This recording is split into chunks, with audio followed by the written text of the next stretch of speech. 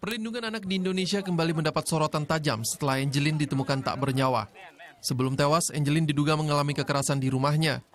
Polda Bali bahkan sudah menetapkan status tersangka terhadap ibu angkat Margaret atas kasus penelantaran anak. Dari kasus ini, Komnas Perlindungan Anak berharap pemerintah lebih serius memerangi kejahatan terhadap anak.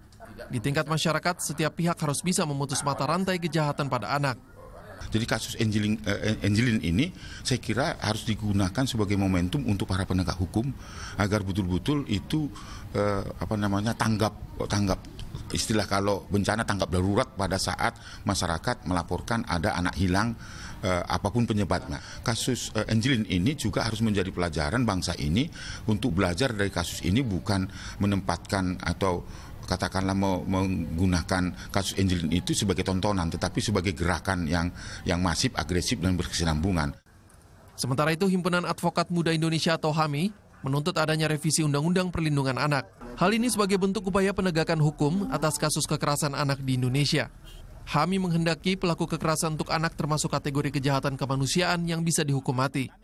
Dengan kasus Angelin ini menjadi pintu masuk untuk perubahan terhadap Undang-Undang Nomor 35 tahun 2014, di mana tadi saya katakan pasal 7677 itu hukuman terhadap pelaku pedofilia, pelaku kekerasan terhadap anak, bahkan pemerkosaan seperti ini sangat ringan. Hukumannya itu kan tidak 3-15 tahun. Kita berharap ini dorong ke hukuman mati. Hukuman bagi para pelaku kekerasan anak sebelumnya tertuang dalam Undang-Undang Perlindungan Anak Nomor 35 tahun 2014.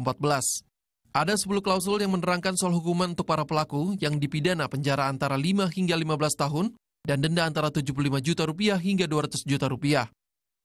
Untuk saat ini, HAMI meminta sosialisasi dan perubahan sanksi hukum ini terus disebarkan pemerintah sebelum semakin banyak lagi jatuh korban. HAMI juga meminta warga dan masyarakat peduli akan kondisi tak wajar yang dialami anak-anak di lingkungannya.